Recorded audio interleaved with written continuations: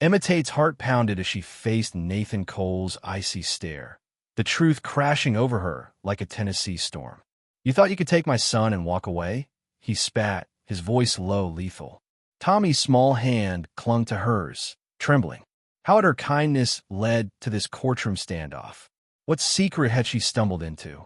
Why did his eyes flicker with pain? But before we continue, let's go back to how it all began. The bell above the door of Harper's General Store jingled, slicing through the hum of the ancient air conditioner. Emma Tate, 27, her chestnut hair yanked into a messy bun, froze mid-swipe of her pricing gun. A boy, no older than 5, stood in the aisle, his face streaked with tears, his wails echoing off the shelves of canned goods and dusty magazines. His sneakers scuffed the worn linoleum, and his blue eyes, wide with panic, darted around the empty store. "Sweetheart, you okay?" Emma called, her voice soft but firm, honed from years of coaxing kids out of tantrums of the town summer camp. She set the pricing gun on the counter, its click swallowed by the boy's sobs. Her apron, stained with coffee from the morning rush, swished as she knelt beside him. The air smelled of pine cleaner and the faint sweetness of the candy display, but the boy's fear cut through it all. I can't find my dad," he hiccuped, his small chest heaving. His Spider-Man t-shirt was rumpled, and a smudge of dirt streaked his cheek, like he'd been wandering outside. Emma's heart twisted. She scanned the store, empty save for old Mr. Jenkins browsing the fishing lures in the back. Outside, Main Street was quiet, the late afternoon sun casting long shadows over the cracked pavement. Harper, Tennessee, wasn't the kind of place where kids got lost. Everyone knew everyone, from the church potlucks to the annual harvest festival, where the whole town turned out for fried apple pies and square dancing. "Hey, it's gonna be fine," she said, her smile warm but her mind racing. "Where's his dad? Tourists don't come through this late in September." She brushed a tear from his cheek, her fingers gentle. "What's your name, buddy?" "Tommy," he mumbled, sniffing. His eyes locked on hers, searching for safety. "All right, Tommy, I'm Emma. Let's find your dad, okay?" She stood, offering her hand. His small fingers curled around hers, trusting, and she felt a pang, part pride, part worry. She'd always been the one to fix things. Her mom's hospital bills, her brother's broken bike, the store's leaky roof. But this felt different, heavier. She led Tommy to the counter, her sneakers squeaking on the floor.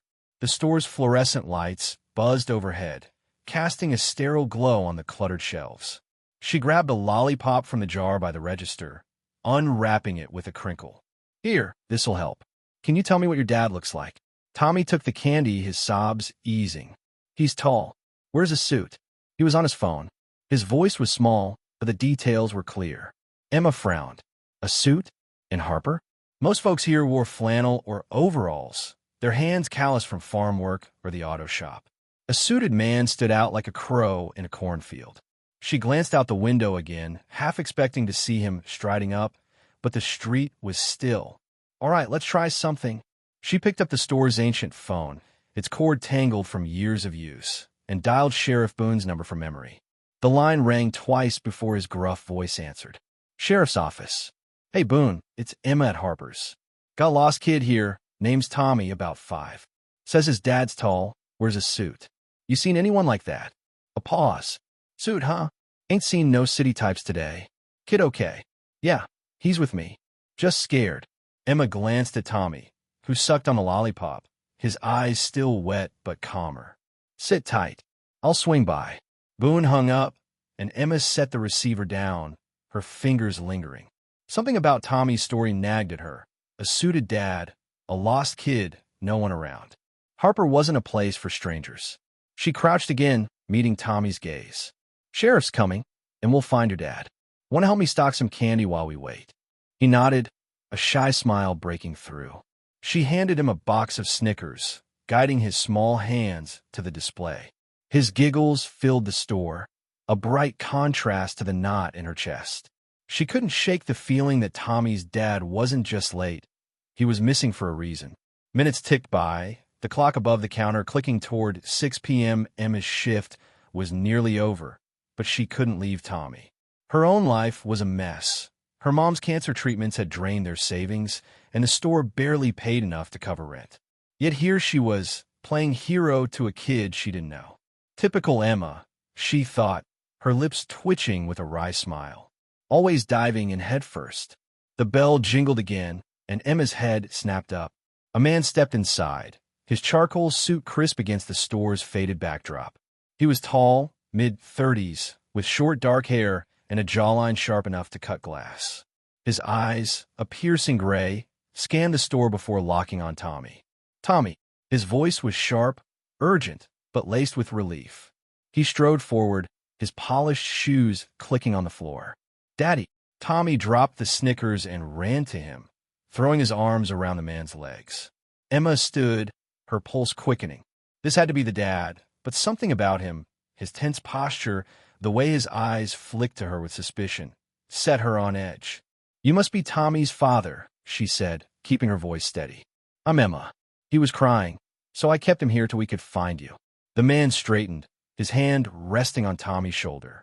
Nathan Cole, he said, his tone clipped. Thank you for watching him. His gaze lingered on her, assessing, like he was sizing up a threat. No trouble, Emma replied, though her gut churned. Why is he so cold? Most parents would be gushing with gratitude. She noticed his suit jacket was unbuttoned, his tie loosened, as if he'd been running. I got distracted, Nathan said, his voice flat. Business call. Won't happen again. He scooped Tommy up, the boy's arms wrapping around his neck. Emma nodded, but her eyes caught a glint. A gold watch on Nathan's wrist, expensive, out of place in Harper. Who is this guy? The town had its share of well-off farmers, but Nathan Cole didn't fit. He was too polished, too guarded. Glad he's safe, she said, forcing a smile. You passing through? Nathan's jaw tightened. Something like that. He turned to leave, then paused, glancing back. You live here, born and raised, Emma said, her tone light, but her curiosity piqued. Why is he asking? He nodded, a flicker of something, guilt, maybe, crossing his face. Good to know. With that, he walked out, Tommy in his arms, the bell jingling behind them. Emma watched them go, her hands clenching the counter. The store felt emptier now, the air heavier. She replayed Nathan's words, his guarded stare. Something was off, and it wasn't just her imagination. Outside, dusk settled over Harper, the streetlights flickering on. The Harvest Festival was tomorrow, and the town was already buzzing with preparations, banners strung across Main Street, the scent of fried dough in the air. Emma should have been excited, but her thoughts stayed on Tommy and Nathan. She locked up the store, her keys jangling in the quiet. As she stepped onto the sidewalk, she glanced down the street. Nathan's sleek black SUV was parked at the corner, its engine idling. He stood beside it, Tommy buckled in the back, his phone pressed to his ear. His voice was low, but Emma caught a snippet. Can't let this get out. Not now. Her breath caught. What can't get out? She ducked behind a festival banner, her heart racing. Nathan's tone was urgent, almost desperate. He wasn't just a dad who'd lost his kid. He was hiding something. Emma's instinct screamed to walk away, to mind her own business. Her life was messy enough. But Tommy's tear-streaked face flashed in her mind, and she knew she couldn't let this go. She'd made a promise to that boy, even if it was just to herself. She pulled out her phone, texting Sheriff Boone. Found the dad. Name's Nathan Cole. Something's not right. Can you check on him? As she hit send, Nathan glanced up, his eyes meeting hers across the street. For a split second, she saw fear in his gaze, raw, unguarded. Then he climbed into the SUV and sped off, the taillights vanishing into the dusk. Emma stood frozen, the festival banners swaying above her. She wanted to help a scared kid, but now she was tangled in something bigger, something dangerous. And whatever Nathan Cole was running from, it was coming for her next. Emma's phone buzzed in her pocket, snapping her out of the daze that had settled since Nathan Cole's SUV vanished into the dusk. Sheriff Boone's reply glowed on the screen. Nathan Cole, no record in Harper. Out of towner. I'll dig deeper. Stay sharp, Emma. She shoved the phone back, her breath fogging in the cool September air. The Harvest Festival banners fluttered above Main Street, their cheerful colors mocking the unease coiling in her gut. Nathan's words, "Can't let this get out," echoed in her mind. What was he hiding? And why did she feel like she just stepped into a storm?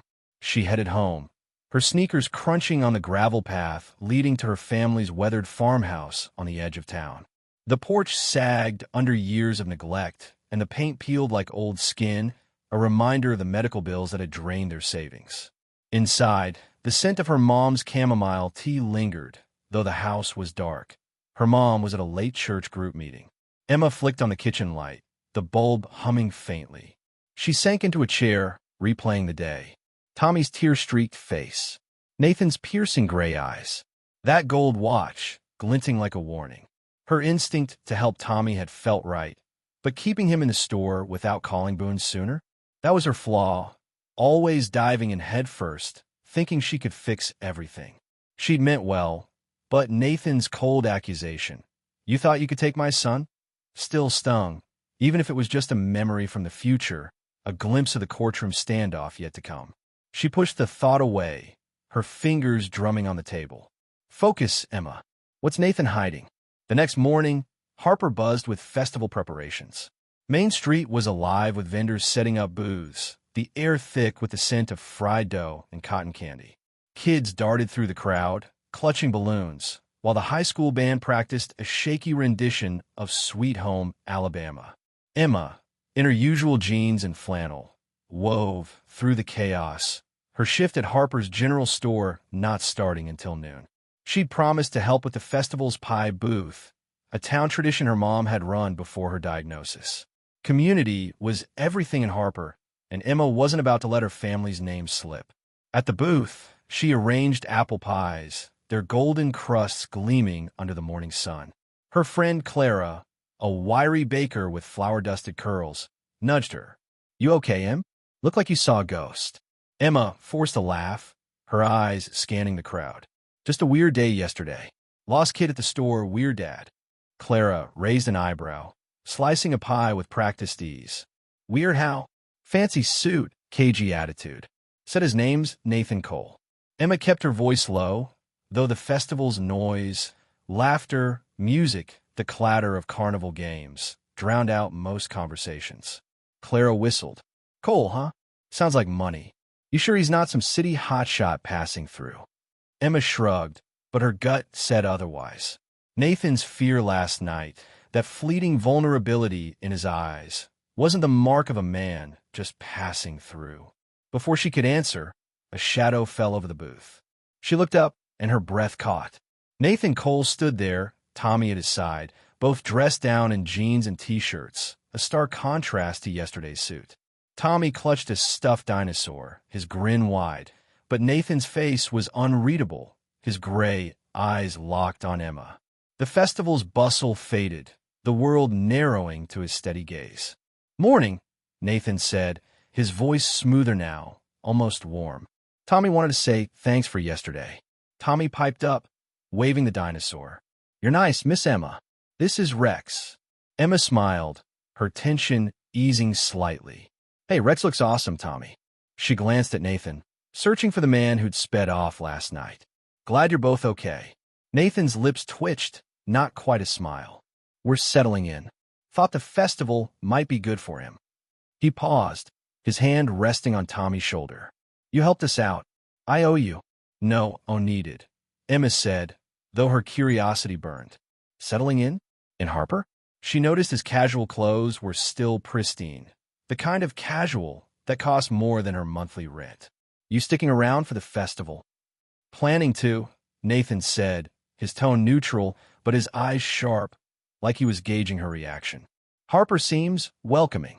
Before Emma could press, a woman's voice cut through the air, sharp and syrupy. "Nathan, darling, there you are." A blonde in a sleek silver dress, wildly out of place among the flannel-clad locals, sauntered up. Her heels clicked on the pavement, and her smartphone gleamed as she snapped a selfie, barely glancing at Tommy. She was late 20s, her skin flawless, her eyes cold despite the smile. "Laura," Nathan said, his voice tightening. He shifted, subtly placing himself between her and Tommy. "Didn't know you were coming." Laura's laugh was brittle. Oh, I wouldn't miss a chance to see you play small-town dad. Her gaze flicked to Emma, sizing her up like a hawk eyeing prey. And who's this? Emma Tate, Emma said, her chin lifting. Laura's dismissive tone grated, but she kept her smile polite. I work at the general store. Helped Tommy yesterday. Laura's eyes narrowed, her smile sharpening. How sweet. A real hometown hero. She turned to Nathan, her hand brushing his arm. We need to talk. Privately. Nathan's jaw clenched, but he nodded. Tommy, stay with Emma for a minute. He glanced at Emma, a silent plea in his eyes. If that's okay. Emma hesitated, her instinct screaming caution. But Tommy's hopeful grin won out. Sure, she said, guiding him behind the booth. Want to help with the pies, buddy? As Nathan and Laura stepped away, their voices low but tense, Emma kept Tommy busy, her ears straining. She caught fragments. Can't keep hiding from Laura. Not your call, from Nathan. Her pulse quickened. Hiding what? Tommy, oblivious, chattered about Rex the dinosaur, but Emma's eyes tracked Laura. The woman's polished exterior hid something predatory, her gestures too calculated. When they returned, Laura's smile was back, but Nathan's face was a mask, his knuckles white as he gripped Tommy's hand. Thanks again, Nathan said, his voice clipped. He led Tommy away, Laura trailing with a smug glance at Emma. Clara leaned in, whispering, that woman's trouble. You see how she looked at you? Emma nodded, her stomach twisting. Trouble was right, and it wasn't just Laura. Nathan's secrecy, his sudden move to Harper, it all pointed to something bigger. She needed answers, but prying felt reckless. You're in deep enough, Emma, she thought, her pride bristling at the idea of backing off. She messed up yesterday, acting on impulse. She wouldn't make that mistake again. That evening, Emma attended a church gathering at First Baptist, a weekly ritual where Harper's folks swapped stories and prayed. The fellowship hall smelled of coffee and casseroles, the tables crowded with familiar faces. She'd hoped to clear her head, but her thoughts kept drifting to Nathan and Laura. As she sipped lukewarm coffee, Sheriff Boone slid into the chair beside her, his badge glinting under the fluorescent lights. Got something on Cole, he said, his voice low. He's a big-shot investor from Chicago. Worth millions. Moved here overnight. No explanation. Locals say he's renting the old Miller place. Emma's cup froze halfway to her lips. Millions? That explained the watch, the SUV. But why Harper? And Laura, she asked. Boone frowned. Laura Vance. Ex-business partner. Shady history. Lawsuits, fraud rumors. Word is she's got a grudge against Cole. He leaned closer. Whatever's going on, Emma, steer clear. This ain't your fight. She nodded, but her mind raced. Nathan, a millionaire. Laura, a schemer. And Tommy, caught in the middle. Her impulse to help had pulled her into their world, and now she couldn't walk away. She denied her mistake yesterday, brushing off Nathan's suspicion as overreaction. But Boone's warning made it real. She'd underestimated the stakes. Later, as the gathering wound down, Emma stepped outside, the night air crisp with the scent of fallen leaves. The church lot was quiet, save for the crunch of gravel under her sneakers. Then she saw it. Laura's silver car parked across the street, its engine idling. The window rolled down, and Laura's voice called out, smooth as venom. Emma, right? A word. Laura stepped out, her dress shimmering under the streetlight. Up close, her beauty was striking, but her eyes were hard, calculating. Emma's guard went up. What's this about? Laura's smile didn't reach her eyes. You're poking into things that don't concern you. Nathan's business, Tommy's situation. Back off, or I'll make sure this town knows about your debts. Those hospital bills? They'd make quite the story. Emma's blood ran cold. Her mom's treatments were private, a burden she'd carried alone. How do you? I know a lot. Laura cut in, stepping closer. Nathan's not who you think. Keep playing hero, and you'll lose everything. Before Emma could respond, Laura slid back in her car and sped off, the taillights fading into the dark. Emma stood frozen, her heart pounding. Laura's threat was a blade, sharp and precise. But it wasn't just fear coursing through her, it was anger. She let her pride blind her to the risks. but no more. She'd find out what Nathan was hiding, not just for herself, but for Tommy. As she walked home, the festival's distant music floated on the breeze, a reminder of Harper's warmth. But Emma felt the storm closing in. Laura's threat was real, and Nathan's secrets were deeper than she'd imagined. She'd made a mistake diving in blind, but now she'd correct it by being smarter, sharper. Whatever Nathan was running from, it was about to catch up, and Emma was ready to face it. Emma's breath caught as Laura's taillights vanished into the night, the church parking lot swallowing the hum of her car. The sting of Laura's threat, "I'll make sure this town knows about your debts," lingered like smoke, curling around Emma's resolve. She clenched her fists, the cool Tennessee air sharp against her skin. Harper's festival music drifted faintly, a reminder of the town's warmth, but Emma felt the chill of something darker. Nathan's secrets, Laura's schemes, Tommy's innocent trust, they'd pulled her into a web she couldn't escape. She'd been too proud to admit her mistake, diving into Tommy's situation without thinking. Now, with Laura's words ringing in her ears, she knew she had to face it head-on, not just for herself, but for the boy who'd clung to her hand in the store. The next day, Harper's Harvest Festival was in full swing.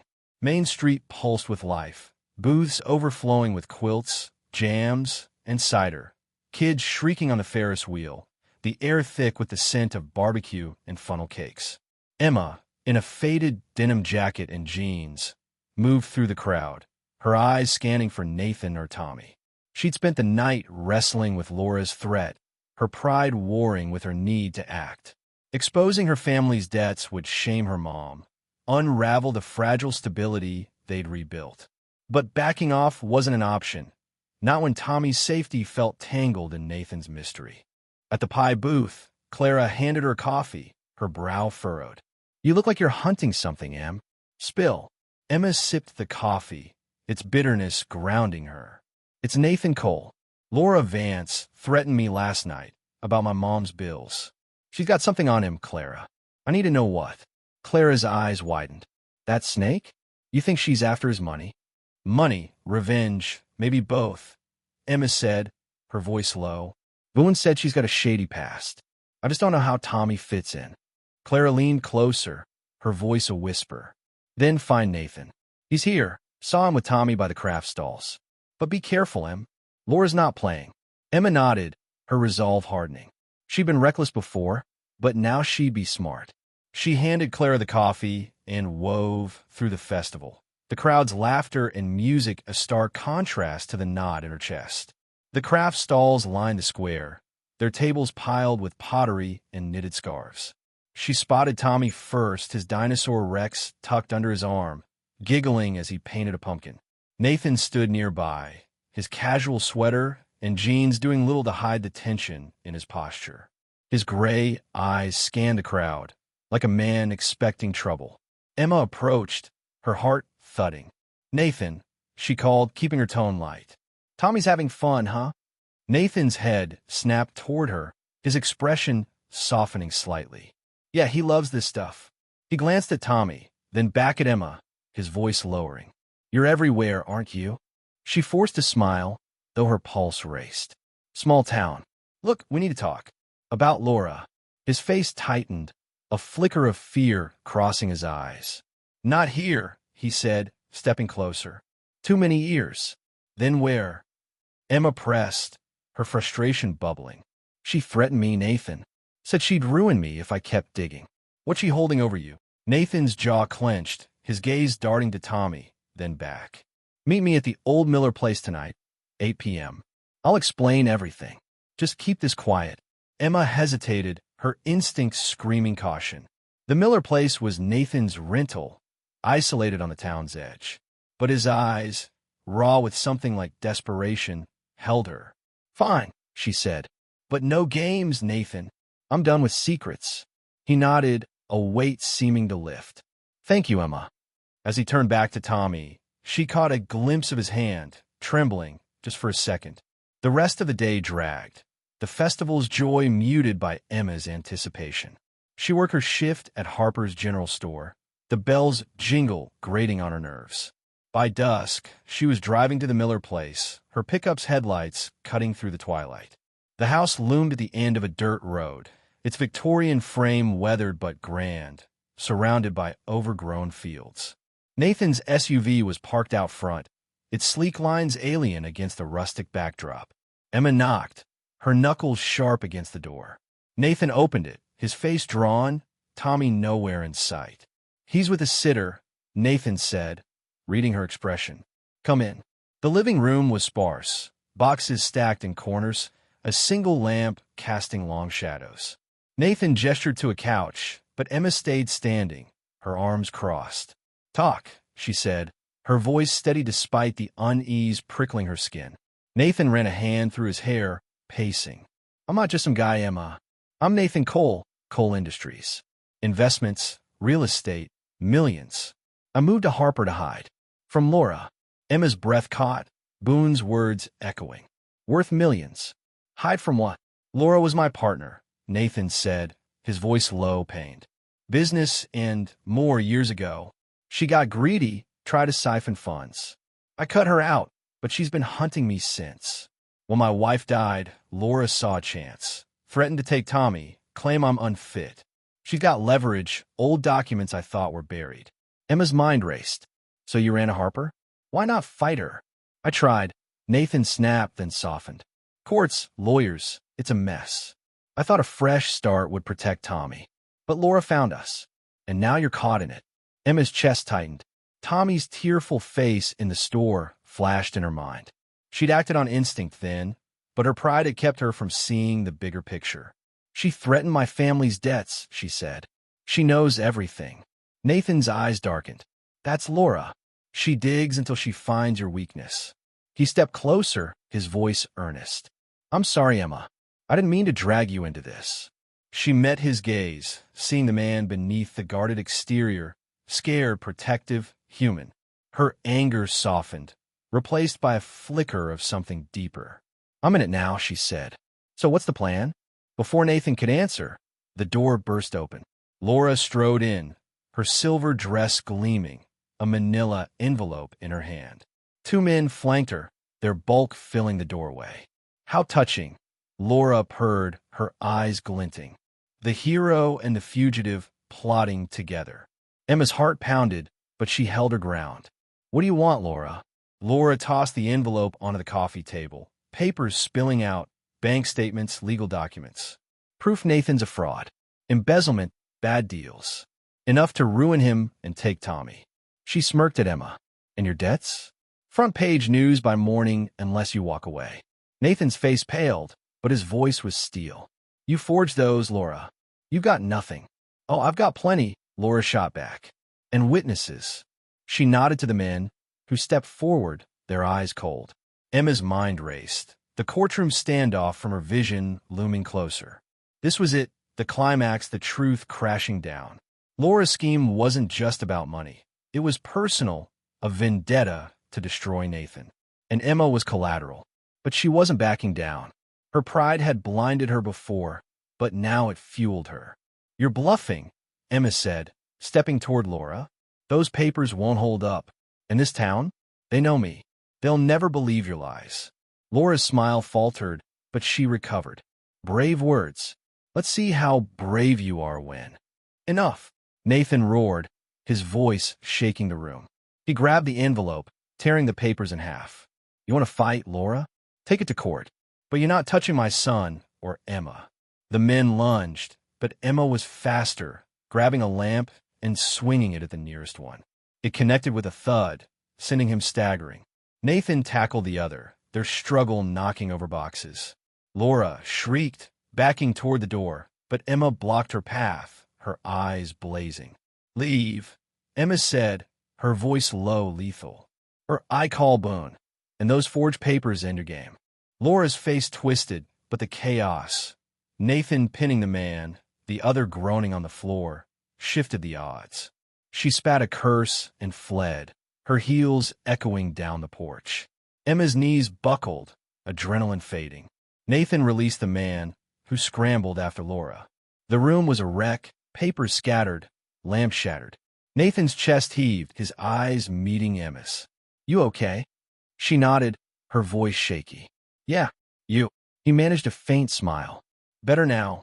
They called Boone, who arrived with deputies, taking the remaining thug into custody. Laura was gone, but Boone promised to track her. The forged documents were collected, their lies unraveling under scrutiny. Nathan's truth, his wealth, his flight from Laura, was out, but Harper's community rallied, their support shield.